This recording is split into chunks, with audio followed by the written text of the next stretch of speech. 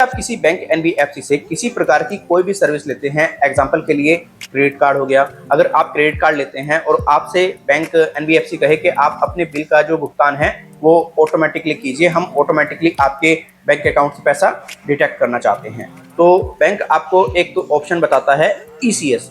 अब ECS bank क्यों बताता है? क्योंकि बैंक के लिए काफ़ी ज़्यादा ईजी वे है। बैंक, जैसे कि मैंने आपको स्टार्टिंग में बताया, ऑटोमेटिकली आपके अकाउंट से पैसे काट लेता है। अगर इसके बेनिफिट की बात की जाए तो बहुत सारे बेनिफिट हैं। अब काफ़ी व्यक्ति इस सर्विस का जो उपयोग है वो लोन लेने में भी करते हैं। मानो किसी एनबीएफसी से या बैंक से उसने लोन ले लिया और वो चाहता है उसकी जो ईएमआई है वो ऑटोमेटिकली डिटेक्ट होती रहे, मैन्युअली उसको पे ना करना पड़े, तो वो भी ईसीएस जो है वो इनेबल कर लेते हैं। लेकिन दिक्कत परेशानी तब आती है जब वो अपने बैंक अकाउंट में जो बैलेंस है वो इनसफिशिएंट रखते हैं, प्रॉपर बैलेंस नहीं रखते हैं, तो उनका जो ईसीएस है वो बाउंस हो जाता है। अब जब ईसीएस बाउंस हो जाता है तो कई प्रकार की समस्याएं व्यक्ति के सामने आकर के खड़ी हो जाती हैं। एक तो उनके ऊपर एक्स्ट्रा चार्जेस लगा दिए जाते हैं, जैसे किसी ने 250 रुपये लगा दिए, किसी ने 650 लगा दिए, किसी ने 450 लगा दिए। वो डिपेंड करता है कि कौन सा बैंक क्या चार्ज ईसीएस बाउंस पर ले रहा है। अब मेरे कई सब्सक्राइबर ने मुझे पिछले कई दिनों से ये कमेंट कर रखा था, सर हमने ईसीएस एक्टिव किया था और हमारे अकाउंट में इनसफिशिएंट बैलेंस है, प्रॉपर बैलेंस नहीं है। अब क्या एक ईसीएस बाउंस होने पर हमारे ऊपर केस हो जाएगा? क्या 2 बार ईसीएस बाउंस होने पर हमारे ऊपर केस हो जाएगा? या 3 बार ईसीएस बाउंस होने पर हमारे ऊपर केस हो जाएगा? तो देखो, इस सवाल का जवाब देना बहुत ज़्यादा कठिन है।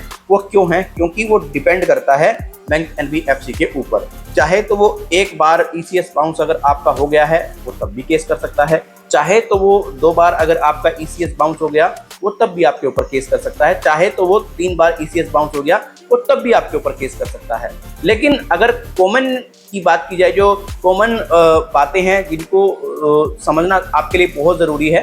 देखिए, जब भी आपका ईसीएस बाउंस होगा तो आपके पास में बैंक एनबीएफसी के द्वारा एक नोटिस सेंड किया जाएगा जिसमें कि बताया जाएगा कि भाई आपका जो अकाउंट है वो इनसफिशिएंट है और आप अपने अकाउंट में जो बैलेंस है वो बरकरार रखिएगा।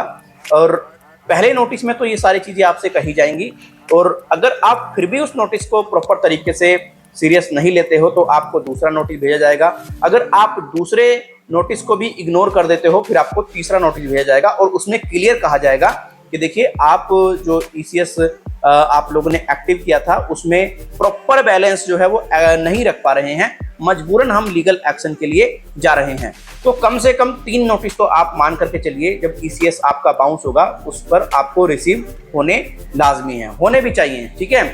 और अगर बात की जाए कितनी बार बाउंस होगा, तो मैंने आपको बता ही दिया कि इसका कहना बहुत ज़्यादा मुश्किल है, इस सवाल का जवाब देना कि भाई कितनी बार बाउंस होने पर ईसीएस का केस आपके ऊपर होगा। वो क्यों? क्योंकि वो बैंक एनबीएफसी के विवेक पर निर्भर करता है कि वो कब आपके ऊपर लीगल एक्शन लेगा। और कुछ बैंक एनबीएफसी जब ईसीएस मैंडेट कराती हैं, प्रॉपर तरीके से सिग्नेचर कराती हैं, फॉर्म फिल कराती हैं, तो उसमें अपनी टर्म्स एंड कंडीशन मेंशन करके रखती हैं। उनकी टर्म्स एंड कंडीशंस को अगर आप पढ़ लेंगे तो आपको अच्छे तरीके से पता लग जाएगा। अब ईसीएस होता क्या है, पहले तो आपको ये भी समझना बहुत ज़रूरी है। ईसीएस की अगर फुल फॉर्म की बात की जाए तो इलेक्ट्रॉनिक क्लियरिंग सिस्टम। आप इसके माध्यम से अपने जो बिल्स हैं उनको क्लियर कर सकते हैं ऑटोमेटिकली, अपना जो भी आपका लोन चल रहा है उसको भी क्लियर कर सकते हैं, ऑटोमेटिकली आपका क्लियर हो जाएगा। तो ये ईसीएस होता है। अब ईसीएस अगर देखा जाए तो इसमें केस किस टाइप का होता है आपको पता ही है, चेक बाउंस सुना है ना आपने, तो ईसीएस भी एक तरीके से चेक का ही मामला है, राइट। इसमें कोई आपको पेपर वगैरह देने की जरूरत नहीं पड़ती फिजिकली रूप से, ये सिंपली ऑनलाइन एक फॉर्म है, आपको फिल करना होता है और आपसे चार्जेस जो है वो ले ली जाते हैं ऑटोमेटिकली। मतलब फिजिकल रूप से आपको कोई चेक वगैरह देने की आवश्यकता नहीं होती है इसमें। एक तरीके से आप इस बात को ऐसे समझिएगा। अब देखो, काफ़ी ना व्यक्ति ऐसे होते हैं जिनको बहुत ज़्यादा दिक्कत हो रही है, बहुत ज़्यादा परेशानी होती है।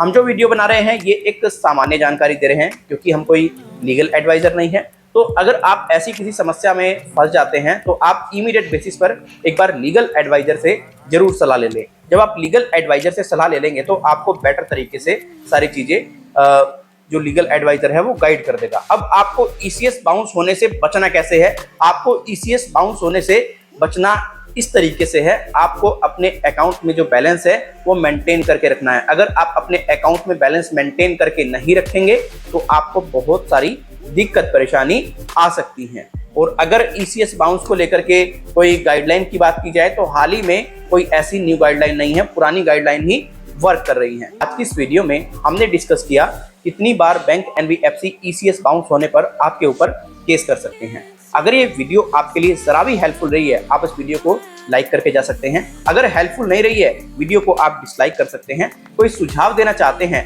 आप हमें ईमेल के माध्यम से दे सकते हैं, कमेंट के माध्यम से दे सकते हैं, क्योंकि आपके सुझाव हमारे लिए बहुत ज्यादा बहुमूल्य हैं। आप में से काफी ऐसे व्यक्ति हैं जो हमसे पर्सनली बातचीत करना चाहते हैं, अपना इशू हमें डायरेक्टली बताना चाहते हैं और हमसे टेलीफोनिकली अपॉइंटमेंट चाहते हैं, टेलीफोनिकली हम आपको हेल्प करें। अगर आप ऐसा चाहते हैं तो देखिए, आपके लिए हमने हाल ही में एक पेड सर्विस की शुरुआत की है। आप इस पेड सर्विस का लाभ उठा सकते हैं। इसके लिए आपको क्या करना पड़ेगा, हमारे इस व्हाट्सएप नंबर पर आपको अपना नाम, अपना मोबाइल नंबर प्लस आपकी जो प्रॉब्लम है वो मेंशन करनी होगी और हम आपकी जो प्रॉब्लम है उसके अकॉर्डिंगली आपको बेटर से बेटर हेल्प प्रोवाइड करा देंगे। अगर हमें लगेगा हम इसमें जो हम सामान्य जानकारी देते हैं समर्थ नहीं है, प्रॉपर तरीके से हम इसमें आपकी हेल्प नहीं कर सकते, तो हम एडवोकेट के पास में आपके केस को फॉरवर्ड कर देंगे। हम कोई लीगल एडवाइजर नहीं है, बट काफी ज्यादा लीगल एडवाइजर हमारे साथ में कनेक्टेड है, तो उनके पास में हम आपके केस को फॉरवर्ड कर देंगे। और अगर हमें लगेगा सामान्य जानकारी है तो हम आपकी खुद जो हेल्प कर देंगे। एडवोकेट के पास में अगर केस जाएगा तो उसमें चार्जेस आपको ज्यादा पे करने पड़ेंगे और नॉर्मल इन्फॉर्मेशन के लिए आपको चार्जेस जो है बहुत मिनिमम पे करने पड़ेंगे। तो फिर मिलते हैं किसी और वीडियो में। अपना ख्याल रखें, अपना ख्याल रखें। कोई क्वेरी है तो ईमेल और कमेंट के माध्यम से आप बता भी सकते हैं हमें। Thank you so much.